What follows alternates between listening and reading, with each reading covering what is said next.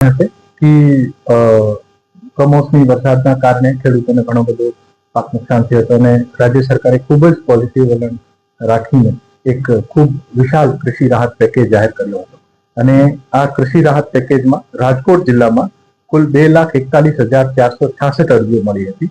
આ પૈકી 2,26,510 અરજીઓ જે છે અપ્રૂવ કરવામાં આવી છે અને અત્યાર સુધીમાં આજે હું જેમ આપને બ્રીફ કરું છું ત્યારે ત્યાર સુધી 1,38,493 ફાર્મર્સને 400 કરોડ રૂપિયાની સહાય જે છે આપણા જિલ્લામાં આપવામાં આવી છે. સાથે સાથે આપણા જિલ્લામાં સોયાબીનની ખરીદી પણ ચાલુ છે ટેકાના ભાવે અને એમએસપી ઉપર સોયાબીનની ખરીદીમાં પણ 15,274 ખેડૂતોએ રજીસ્ટ્રેશન કરાવ્યું છે. આ પૈકી 6,958 ખેડૂતોનો જે છે આ માલ ખરીદી થઈ ગઈ છે. લગભગ 1 લાખ ક્વિન્ટલની ખરીદી જે છે આ કરવામાં આવી છે. આની વેલ્યુ જે છે 54 કરોડ રૂપિયા થાય છે અને અત્યાર સુધીના ખેડૂતોને 16 કરોડ રૂપિયાના પેમેન્ટ જે છે આ ખેડૂતોને કરી દેવામાં આવ્યું છે. ગ્રાઉન્ડનટમાં પણ આપણી પાસે લગભગ 1,75,000 પ્લસ ખેડૂતોએ રજીસ્ટ્રેશન કરાવ્યું છે. આ પૈકી 82,353 ખેડૂતોની મગફળી અત્યાર સુધીમાં પ્રોક્યોરમેન્ટ થઈ ગયું છે. ટોટલ ક્વોન્ટિટી જે પ્રોક્યોરમેન્ટ થયું છે આ છે 19,20,000 ક્વિન્ટલ, જેની અમાઉન્ટ આવે છે 1,394 કરોડ અને અત્યાર સુધીમાં 727 કરોડ પેમેન્ટ જે છે આ ખેડૂતોને આપી દેવામાં આવ્યું છે. આમ હું વાત કરું કે છેલ્લા દિવસોમાં રાજ્ય સરકાર દ્વારા રાજકોટમાં 727 કરોડના ગ્રાઉન્ડનટનો પ્રોક્યોરમેન્ટ જે ખેડૂતોના અકાઉન્ટમાં આવી ગયો છે. 400 કરોડનો કૃષિ રાહત પેકેજ આજે પણ ખેડૂતોના અકાઉન્ટમાં આવી ગયો છે અને 16 કરોડનું સોયાબીનનો એમએસપી ખરીદી. આમ કુલ મળીને 1,143 કરોડ રૂપિયા જે છે આ રાજકોટના ખેડૂતોના અકાઉન્ટમાં રાજ્ય સરકારના એફર્ટથી આવી ગયા છે. આપણો જિલ્લો કેટલાનો છે? તમામ ડિસ્ટ્રિક્ટ જે છે પોતપોતાની રીતે વધુમાં વધુ કેવી રીતે ઝડપથી કરી શકાય, પણ જ્યારે પણ અમે અરજીનું વેરિફિકેશન કરીએ છીએ અમુક ડોક્યુમેન્ટ ખૂટતા હોય ને એવી રીતે ફિલ્ડ લેવલ ઉપરથી આને પાસે કરવાનું હોય તો એવું કોઈ રેન્કિંગ જેવું સિસ્ટમ નથી, પણ તમામને ઝડપથી પૂરો કરી શકાય. અને મને આનંદ છે કે આપણા જિલ્લામાં લગભગ 1,250 કરોડ રૂપિયાનું અત્યાર સુધીમાં આપણે આ તમામ ત્રણેય સ્કીમમાં 2 એમએસપી અને કૃષિ રાહત પેકેજમાં ખેડૂતોને આપી શક્યા છીએ. સહી હા, રાજકોટના મારવાડી યુનિવર્સિટી ખાતે 10 થી 12 જાન્યુઆરીના વચ્ચે vibrant Gujarat regional vibrant Gujarat summit જે સૌરાષ્ટ્ર અને કચ્છ એરિયાને સર્વ કરશે. આપણા સ્ટેટમાં 4 રિજનલ વાઇબ્રન્ટ સમિટ થવા જઈ રહી છે, જે મહેસાણાની ઓક્ટોબરમાં થઈ ગઈ છે. જાન્યુઆરીમાં 10 થી 12 જાન્યુઆરીના વચ્ચે રાજકોટ અને કચ્છ સૌરાષ્ટ્ર વિસ્તારમાં થશે. બાકી આવનારા મહિનામાં વડોદરા અને સુરત થશે.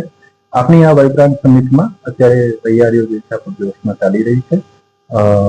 વિભાગ તરફથી તમામ વિભાગો તરફથી વિભિન્ન કમિટીની રચના કરવામાં આવી છે અને આ તમામ કમિટી પોતપોતાનું કામ શરૂ કરી દીધું છે.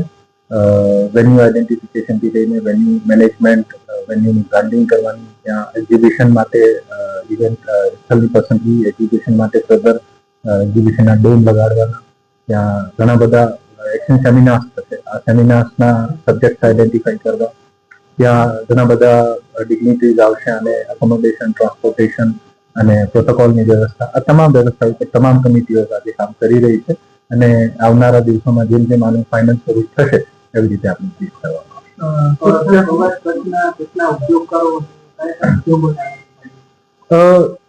સૌરાષ્ટ્ર કચ્છના તમામ ઉદ્યોગકારોને આનાથી ફાયદો થશે અને થોડાક દિવસ પહેલા જ લાસ્ટ શનિવારે industries commissioner, ACS industries and mines અને તમામ સિનિયર ઓફિસર્સની હાજરીમાં સૌરાષ્ટ્ર કચ્છના તમામ મોટા ઇન્ડસ્ટ્રીઝ એસોસિએશન જે છે, સૌથી વધુ ઇન્ડસ્ટ્રીઝ એસોસિએશન સાથે ઇન પર્સન અને વીસી મારફત મિટિંગ કરવામાં આવી છે. આ તમામને આ કાર્યક્રમ વિશે જાણકારી આપવામાં આવી છે. આ તમામના પ્રશ્નો પણ લેવામાં આવ્યા છે અને આ લોકોની અપેક્ષાઓ પણ લેવામાં આવી છે કે કેવી રીતે આ સમિટને વધારે સારું બનાવી શકાય, આમાં કેવી રીતે ક્વોલિટી એડિશન થઈ શકાય. અમુક ઘણા બધા જે સારા સૂચન સજેશન્સ મળ્યા છે એના મારફત જે પણ અત્યારે ઇન્ડેક્સ કરી રહ્યું છે પોતાના સેમિનાર એવી રીતે પ્લાન કરશે કે તમામ સેક્ટર્સને આઈડેન્ટિફાઈ કરી શકાય. ન સિર્ફ સેમિનાર છે પરંતુ ત્યારે ખૂબ મોટો એક્ઝિબિશન પણ હશે અને એક રિવર્સ બાયર સેલ મીટિંગ એક મીટ પણ હશે જ્યાં સાઇટ ઉપર જ જે બાયર જે છે આ પોતાનો પ્રોડક્ટ સેલ કરી શકશે અને મહેસાણાનો જે પ્રતિભાવ છે આ મુજબ અમને લાગે છે કે અહીંયા પણ ખૂબ સરસ પ્રતિભાવ મળશે. અને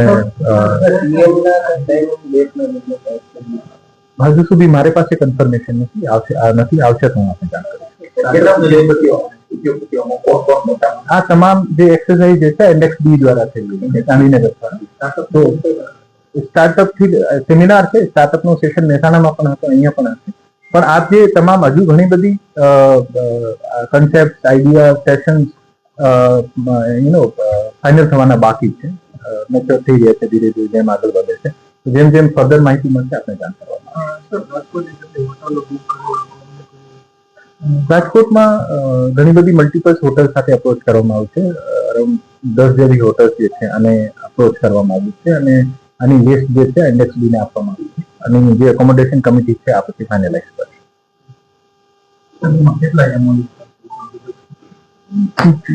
લગભગ આમ માનો ને કે જાન્યુઆરીના ફર્સ્ટ વીકમાં આપણને ખબર પડશે. આ કોન્ફરન્સ થી સમિટ થી લગભગ 5-7 દિવસ પહેલા. આપ તમામને જણાવતા આનંદ થાય કે આપના જિલ્લામાં એસઆઈઆર ની કામગીરી જે છે આ 100% પૂર્ણ થઈ ગઈ છે. આ કામગીરી દરમિયાન ઘણા બધા બીએલઓ ખૂબ રાત દિવસ મહેનત કરી છે. બીએલઓ સુપરવાઇઝર્સ પણ ખૂબ મહેનત કરી છે. હું તમામનો આભાર માનું છું અને આપ તમામને આપની કામગીરી બદલ આપને ધન્યવાદ પણ પાઠવું છું કે આપના થકી આ કાર્યક્રમ જે છે ખૂબ સારી રીતે સફળ થયું છે. રાજકોટના તમામ ઇલેક્ટર્સ, વોટર્સનો પણ હું આભાર માનું છું કે આપ દ્વારા પણ ખૂબ સરસ સહકાર આપવામાં આવ્યું છે.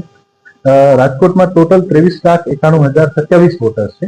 આ પૈકી 8,13,689 વોટર્સ જે છે અને પોતાને માર્ક કર્યા છે, પોતાને મેપ સેલ્ફ કહેવાય, જેને પોતે મેપ કરી લીધા છે, જેનું જન્મ 1987 થી પહેલા થયું અને 2002 ની યાદીમાં જેનું નામ હોય એવા 8,13,689 વોટર્સ જે છે એને પોતે મેપ કરી ચુક્યા છે.